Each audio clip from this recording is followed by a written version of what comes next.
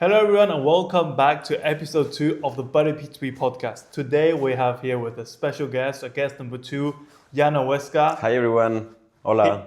He's the founder of Sozialo, which we'll go now deeper into explaining a bit what you do and what is Sozialo. And today we're going to shoot a round of questions asking about, of course, different aspects of Sozialo. And then I'm going to ask you some questions about startup because at the end this is what the podcast is about. It's about learning more about startup and everything.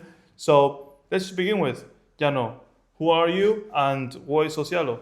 Okay, so first of all, thanks for having me here, Wei. So, my name is Alejandro Huesca. I'm a Mexican, but I live here in Berlin, and I am the founder of Sozialo. So, what's Sozialo? Sozialo is an event producer company. Mm-hmm. The easiest way to tell what Sozialo is to say that it's the business within the event industry. Okay. So we take care of all the administrative parts of making events. Yeah. I can describe that Sozialo is in a way a consultory of events. Okay. So, but by consultory, do you mean like, do you guys also execute, or you guys only sort of like help people to like get things planned out, but you don't execute it? We do both. Okay. So in Sozialo, as many startups, it has had a lot of change throughout the years. Yeah. And at the beginning, the plan was to make our own events, so to take more care about the creative aspect. Yeah. But later on, we saw that there was a really competitive market there. There were a lot of people already doing that. And the goal was always to have a diverse type of events, not maintaining only within a niche, but to have also different types of events, of communities. And we saw that having and building an event for each community and each music genre was going to be really difficult. So later on we shifted to the producer point of view, which at the end, that's why I say also producer, because the production involves a lot of things, So we, as you were asking, we create our own things, We can start something from zero, but as well, we get involved in already existing projects and we make them better. Okay. Okay, great. Let me take my glasses off for this podcast. We're gonna. So great. Thank you for explaining, of course, what Sozialo does and what they do, and of course, who you are, Just before I begin, how old are you this year? I am 23 years old. 22? Bro, no, 23. 23. Sometimes I forget, man. I need to about 23. This year I'm turning 24. Okay.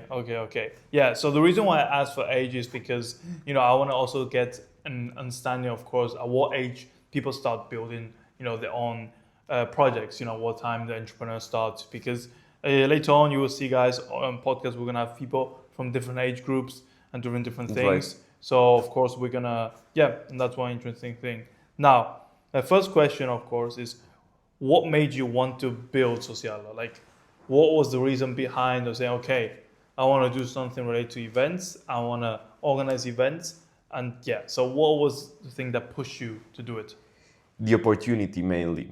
Also when I was in high school, for example, I was never planning to be an entrepreneur, or my plan wasn't to build my own thing. Yeah. I remember when I studied business. And the reason that I studied business was that I wanted to learn how to make money out of the thing that I like, Okay. And my main goal, actually, that is still my goal, that's something that I want to do later on, is to be a film producer. You know? Interesting. But by doing that, I also always liked the events, because I think that the events and the film are really similar in the way that my main goal was not to have a routine. I wanted to be... Have the freedom. And be working in something that every time I can learn different stuff, I can be working in different things. That's also why saying production is actually something difficult to explain what it is, because it's a lot of things. Yeah, but definitely. In film, the product at the end is it's a movie, Yeah, it's a and here is an event. So I started like, and I guess the process is pretty similar, right? Like you've got the planification, the execution part, and of course in planning you got to play with, you got to organize with different shareholders, stakeholders, and everything.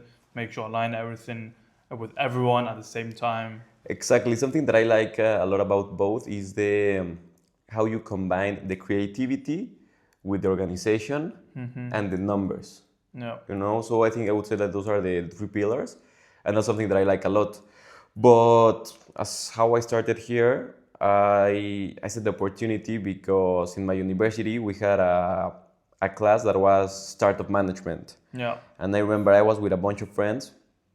I was with a bunch of friends there, and we were like thinking what could be our project. We didn't know what to do. We actually, that's something funny. Our first idea was to make kind of like a chat GPT, but that show you how to flirt, you know? Yeah. I think it exists right now. It's called I know, it's a good Riz idea. AI or something. Yeah. If Riz AI still exists today, I don't know, actually, sponsor this podcast. Please, I really need to learn how to do that shit now. Yeah. No, we can't right now, not anymore. Yeah, but I'm kidding. But yeah, and there, back in Mexico, I used to organize some events, more for fun, I would say. I was in my high school. I was part of the committee. That's mainly that you need to organize events. Yeah, organize stuff. Yeah. And I've been always a really social person, so I liked it, you know. And I remember, like, when I was doing that, I saw that actually it could work as a business. And I had my idea to also, when I come here to Berlin, maybe try to do it, you know. But that was not a goal. It was just something that I had in my mind. And well, in this project, I remember I proposed that to my friends to make parties. Literally, that was the thing, to make parties. And first, because it was gonna be fun, you know. Yeah, They're like, course, also we were on an age that we were only like going out. Yeah. Stuff. So it was like, why don't we do parties? We all like to go party. Yeah, no, definitely. But then later on, I remember that I liked the process a lot. I learned a lot, and I remember we made one party. It was really bad, really bad. Actually, my next question was actually going to be, how was the first event? How was the first ever party of Sozialo? Super bad. So, like, in that time, I remember, like, to organize only one party, it took us one complete semester. You know, right now, we organize events within hours. Yeah. Literally. Yeah. But there it was one semester, we were 10 people doing that. And everything that could go wrong went wrong. You know? And just let me highlight this a bit. Like, so you said you were like a lot of people working on it and it took you one semester. What changed? You know, besides the experience, what do you think was the main difference between back then and nowadays? Oh, I see a lot of difference, but I think the main is how serious you take things. Okay. You know, because in that point, even myself, you know, I was not seeing like a project or a life project. Yeah. It was, the only goal was to pass the subject. You know, so of course you're not going to put the same input as you would put right now that your life is on game. Your future depends on it. Yeah. So yeah, I would say that was the main difference. Okay, great. Thank you so much. Now let's move on to the next part. Is in Sozialo, I've seen, of course, on your website, you guys can visit it, sozialo.com. You guys are currently building a platform, right? And the platform, of course, is for people to navigate your own event, and I guess also events from other people that you will get in the future.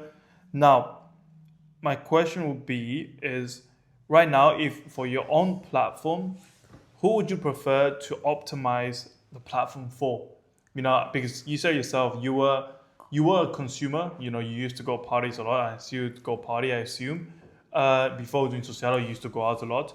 And right now you're building your own platform and you are the organizer yourself. So you, right now, as someone who's building the platform, do you think the industry needs to optimize the platform more for the organizer or more for the user? I think to both, but I would say mainly and more importantly for the organizer. Why the organizer? Because at the end, the organizer, if an organizer puts an event on a platform, that organizer is going to bring indirectly all the other people and all the traffic into the website. Yeah. And in the other side, if you do it based on the consumer, even if you get a lot of consumers Yeah. is just going to compare with if you get not that much organizers, but the amount of people the organizers are going to get. Yeah, okay, so I understand. So basically optimize for the organizer as they will bring the community already with them and they will buy it directly from the platform despite the platform not being optimized for the user. Exactly, because at the end also you don't have a lot of option. Yeah. We can take as an example Ticketmaster. Ticketmaster has a lot of problems. I don't know if you try to have like to buy a ticket for a concert that you need to wait their hours. But the thing is that you don't have any other option. If you want to go see the concert of your favorite singer or whatever thing, Ticketmaster it's the only one that has the rights to sell tickets, and even if it's shit, you're going to buy it. Yeah. You're going to buy it. Definitely. Okay, all right. Now, my next question would be: so tomorrow you're given the option to decide that you can only keep 50% of Sozialo business. But what I mean by this is like right now Sozialo have, of course, a lot of different projects. We have, for example, the Sozialo. You've got a Sozialo platform. You told me you go Sozialo, the event agency. You've told me previously you have the label. You have different parties within it. Like you've got Buddyp2p, which is the Latin party. You've got La Tribu, which is another like Latin tech house party, and several other projects. So if tomorrow you have to give up 50% of Sozialo's businesses, which aspects would you keep, and which ones would you not keep? Instead of taking directly one aspect out of the equation, I would take 50% of the overall operations out to focus in the remaining 50%. What do I mean on this? As I also said at the beginning, the production has a lot of areas, and something that it's difficult when you're a startup, of course, is the lack of workforce that you have, and you need to optimize and work within a lot of projects, a lot of different areas. And by doing so, of course, you're not going to have the same results in a short period of time that you would have if you only focus on one thing. So if I reduce the volume of the things that we're having, that would give us the opportunity to optimize everything that we are currently doing, and later on, easier escalate the product. Okay. That's good. Now, your first few parties. So you told me the first event that you guys had was on a uni campus, right? That's exactly. From my research and from my fun where I was there as well, actually. But how was the first party? Like the first official party outside of like the uni campus? I don't remember. I got really drunk, man. Like I can give you a small hint. We found we got the first ever this is the first ever flyer. Going back to a bit of time, it was 27th of October. It wasn't even really Halloween though. Yeah. Did we change it? I can't remember. No, it was it was a really ugly flyer. No, the flyer looks really good though, I think. Oh, but if you compare it to the work now, not so. It mean Max, no, the DJs. So tell me, how was it? It was a big learning curve, I would say. First, I liked it a lot because I think it was the first milestone, because it was the first time that it was like, okay, this can actually be something, because as we started doing events in our university, in the campus, then actually going to this was a bar, but going to a bar, actually working with real numbers. I remember seeing also the numbers we were moving, even though they weren't that much, but needing to pay, I don't know, 300 euros to the security or to the DJs, it was like, damn, okay, this is getting serious, Yeah, this is moving. That of course big money getting involved, yeah. But that was really interesting. Of course, something that I liked a lot was the feedback, because something that I like a lot within the event industry is that you get direct feedback and direct rewards, as you expose the product right away and you get the consumer there, you can also see, and it's really, really good, because if you're doing something good and you can see it reflected on the clients, that's also something that to helps you to keep going, that assures you that you're going the right way. In that event, it was not the case No. because I remember the music was really, really bad because we didn't know about the importance of DJs and we got Yeah, like the cheapest okay. DJs. Oof, So oof. yeah, they were not nice people, you know. If they see this, sorry Yeah. guys, but we need to be honest, you know. It's part of a learning Yeah, curve, yeah. it's part of it, and of course that didn't help that much with the vibe. Something that helped me, but at the same time was something that later on didn't help me was that it was on Halloween, and Halloween is something that markets itself alone, Yeah. you know. So Of course, there was a lot of people who already wanted to party because it was Halloween, right? exactly, and we made the official party of our university. I remember that in that time we had the sold out 2 weeks before the event. That's crazy. So that gives me a complete different like outlook of how the things are actually. Yeah, no, of course. It's Because then I saw like, okay, it's easy, you know? yeah, like, yeah, just launch an event and boom, bam, pin, event out, sold out. exactly. But no, because then we go to our next event. That was like 1 month after that, and that was. Wait, I think I do have. No way, you have The- it. I think I have it. The Right. what was it? The Viva la Fiesta. No, Latino night. Latino Night. Nico Gecha. No way. Shout out to Nico. Hola, Nico. Yeah. So this was the second party Sozialo hosted. And look, you still have the old logo here. Like you Yeah. can see it here. This is the first ever logo. Sozialo. Yeah, it has improved. Yes, nostalgia. I mean, It's not bad. yeah. Now looking back at it, it's actually not that bad. Yeah, For- I prefer the one that we have right now. Oh yeah, of course. I mean, yeah. But I mean, for this at the beginning, and for this logo at the beginning, wasn't. And this flyer is actually not nice. I think it's better than the ones we are doing right now. Yeah. It's How did this event go? This event, you know, actually it was because of you that it went really good. Because for the people that doesn't know, Wei was involved in the process. He Yeah. helped me a lot to give me advice and to introduce me to the entrepreneur life. And I remember Here we are. I remember that event was a game changer because that event, when we made this event, I would say that we were already working on Sozialo for maybe like 4 months, 5 months. A bit more, I think. I think if I was not wrong, I think that was like 6 months. Yeah, but we had some time invested. That's Yeah. that's Oh, important thing. Definitely. And it was right after the success that we had in Halloween. So we thought it was going to be really easy. And I remember Yeah, it was like this- 1 month after Halloween. Exactly, and the deal that actually, like looking back at it, was a really bad deal, but we thought it was amazing. Yeah. It was a small place, and they told us that if we achieved a certain minimum consumption, everything would be free. It would be like for free. Yeah, so there's no rent, only minimum consumption. Exactly, but we were talking that for that place it was like 30 euros per person. That's a lot, you know. Yeah. Also, like now looking into the numbers. The options available in the market and Exactly. different options you have, that one was not the best option. But we said like, yeah, of course we should do it.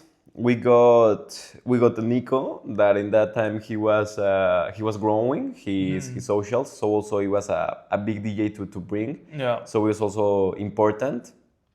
But and I remember the week of the event, actually like 3 days before the event, we were expecting to have 300 tickets sold, and we only had 30, if I'm not wrong. Yeah, no, I think it was like 30 or like 20 something. Exactly, and I remember that there we called the venue, you know, and we told them like, okay, guys, so This what is do we the do? situation, yeah. And then they told us that if we cancel, we would need to pay half of the minimum consumption. That was 1.5k in like as a fee. Yeah. We were like, oh fuck, no, okay, I don't even have that money. How are we Yeah, going to I do mean- this? And I remember we had a meeting there. We were more on the team. We were 4, if I'm not wrong, and we were saying like what to do. We said like, no, you know, maybe it's time to leave it, To cancel.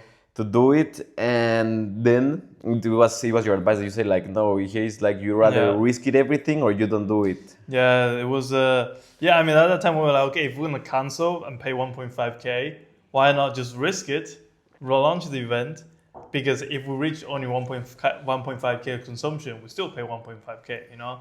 Exactly. So, So yeah, so of course it was I sort of forced them to like work the last few days on marketing, push people. We did some promotions, and then we launched Yeah, the because party. I remember something that we said that it was like that changed our, like how we want to do everything. Is like, okay, if we're already going to lose 1.5k, let's lose that 1.5k, making a sick ass event and we have a really good time, Yeah, than just paying it for nothing. exactly. It's just that you're paying and you're going through trash, but And that was really funny because also having that mindset, we changed a lot of the things that we're doing in the last days.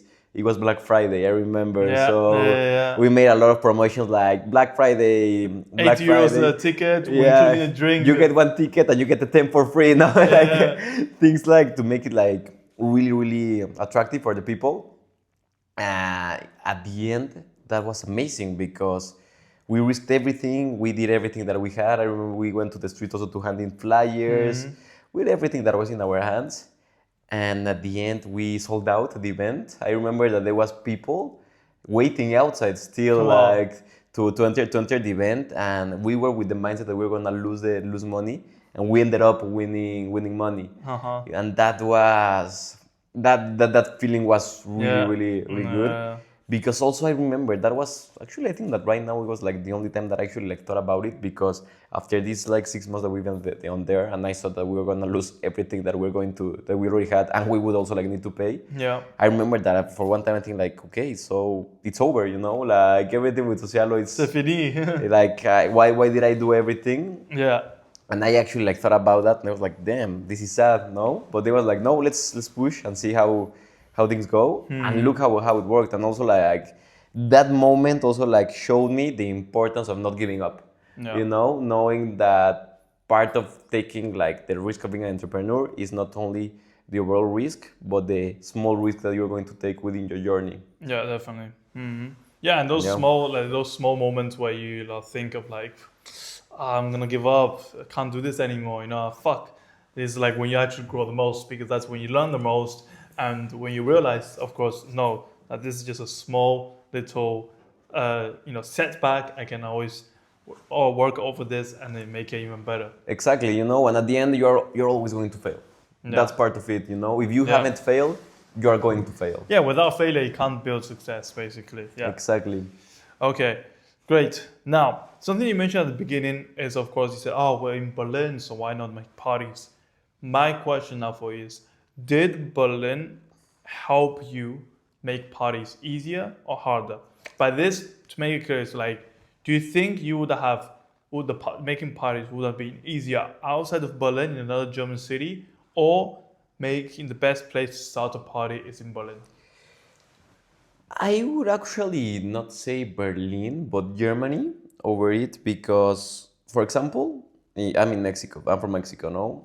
And in Mexico, this is something that I would never do. For Yeah. example, because there the industry is way more sketchy, and there are more things involved. So I was not even like thinking about it. Yeah. But being in Germany, Gibbs told me like, okay, this could be something. And something that of course helped me a lot from Berlin is that Berlin is a really cosmopolitan city, so there's a lot of international people. And Yeah. that was at the beginning our first time to go to international students. So that helped us a lot, but at the same time, it's a really competitive industry within the nightlife. So it has pros and cons. Okay, I see. And finally, my last question regarding sort of like a bit more about the event itself is, would you ever say no to an event organizer? And for this, I mean, you said you work with projects, external projects and everything, right? And you guys help them to, execute events, organize events and everything. So if right now an event organizer approaches, hey, hey, Sozialo, I would like to do this and that, would you ever say no to them? And if you would not say no to them, what would be the main reason?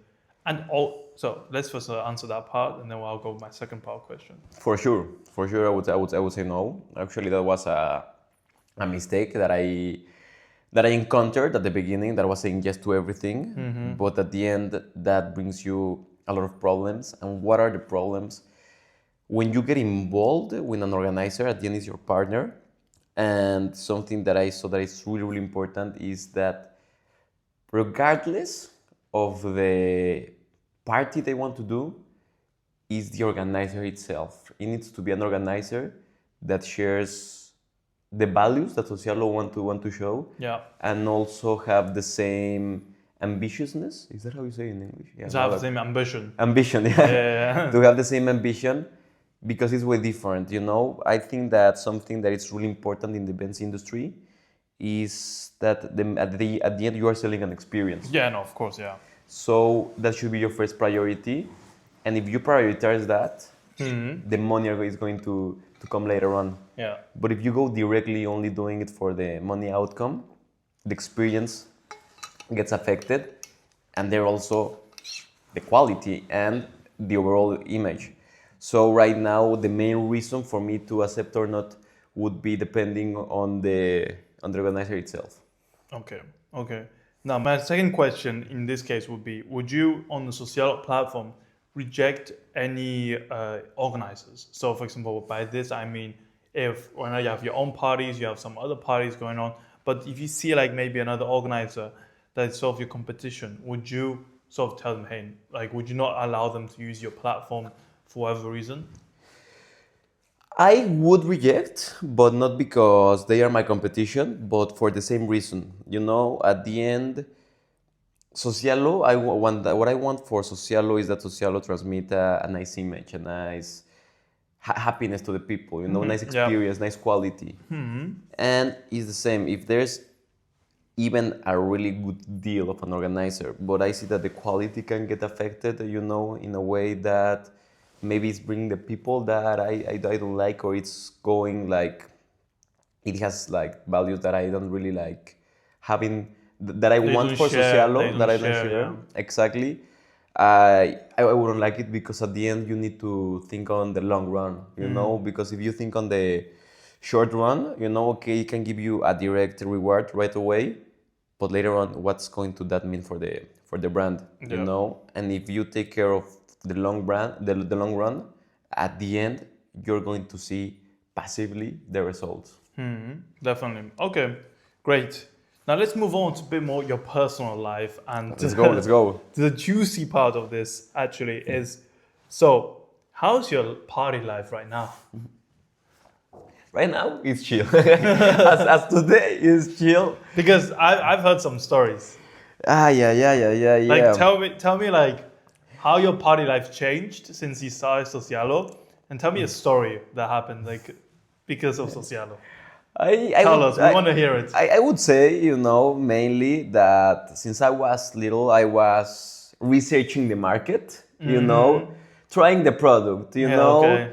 I can sell something that I haven't lived, that's why I am a lot. Always know what you're building, basically. Yeah, that's why I try the different types of events all along during my life, So yeah, I like a lot to go out on the party scene, Lately, it's changed because I enjoy it a lot, and something that also like keeps me going is knowing that I, even if I'm working all the time, part of my work is going to parties, and that helps me to get out of like the being there all the time. Yeah, that helps me a lot. But of course it's different when you say like, I want to go to a party rather than I need to go to a party. Yeah, no, of course. One's obligation, other one's a desire. But when you talk about while organizing it, I have had a lot of experiences, that also change how everything looks.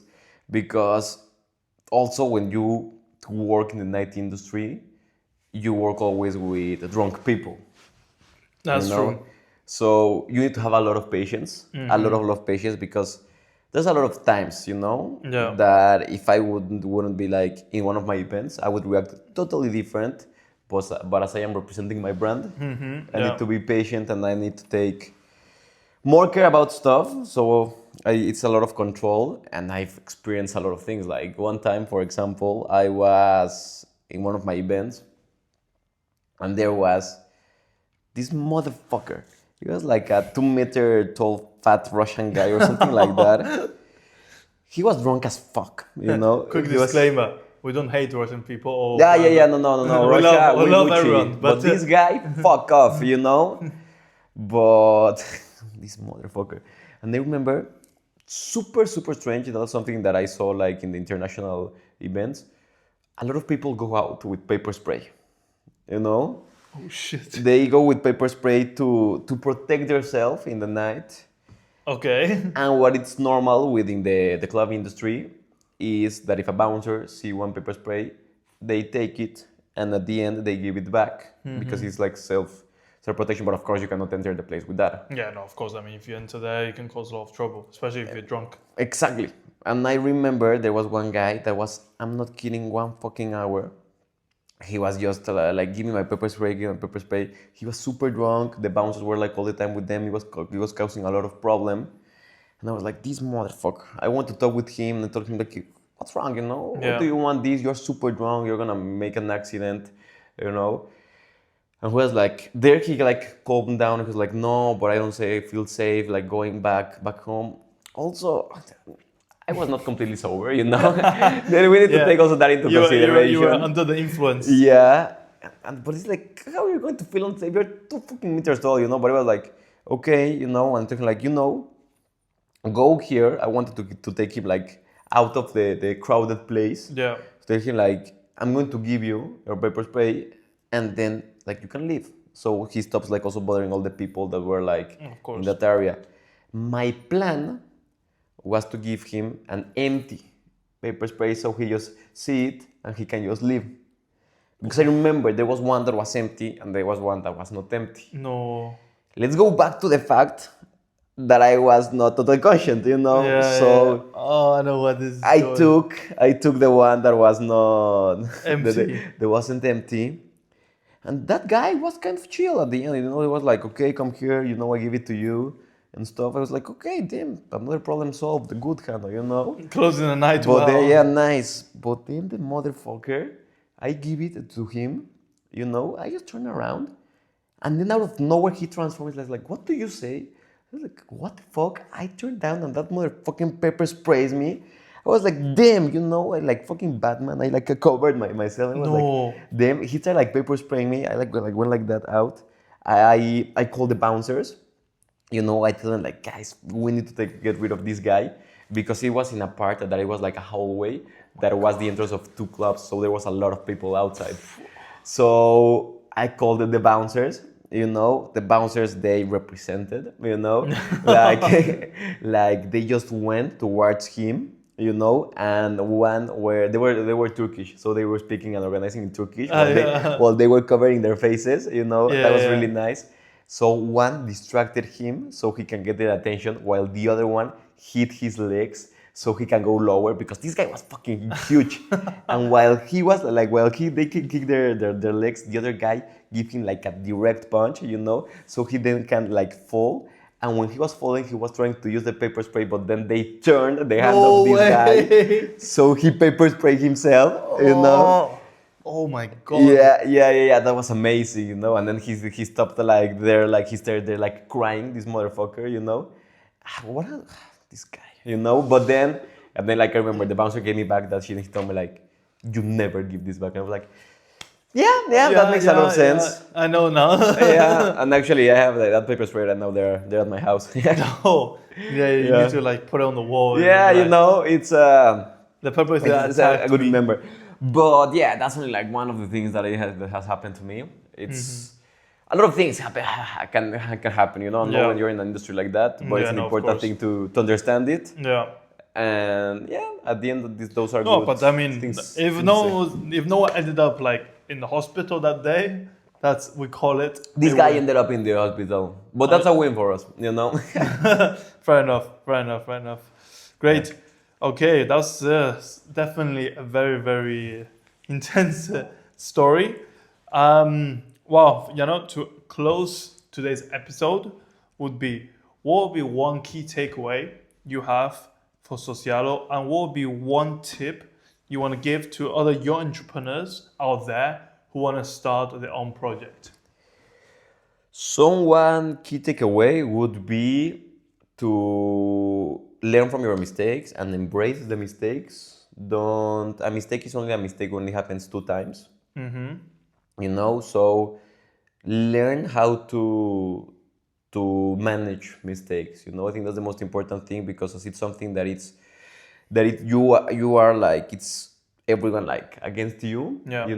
It's how you get to manage all these things and how you work internally to make the mistakes at the end work out. And the other, what was the other question? The other question would be, what would be one tip you give to young entrepreneurs who want to start the journey today? Start. Literally just start. I know it's not like something simple, but I have a lot of friends that have been years telling me like, yeah, I would like to do this. I would like, just start. Even sending a mail is starting. You don't need to see the overall picture. But if I compare myself, like when we start, I remember I was struggling to be 10 minutes in the computer, Yeah. But the thing that brought me here is that I start something. Now you struggle 10 minutes away of the computer. Exactly. But Yeah. but I think it's really important, because of course it's something that it's not easy, but that's part of the journey. But you are never going to know how to do it if you never just start. Yeah, definitely. Okay, great, Jano. Thank you so much for attending today and for answering all my questions. And thank you guys for listening. If you like me to having more episodes like this, please hit the follow button, hit the subscribe button from wherever you're listening to us, and wait for episode 3 as I have more invite guests, or Stay whatever you tuned. call it. And check Sozialo.com out. I will leave the website in the description, or in the in the description below, so you can check it out, and also the Instagram page. And yeah, again, Jano, thank you so much for today. Thanks for hosting me, Wei. Goodbye. No, bye.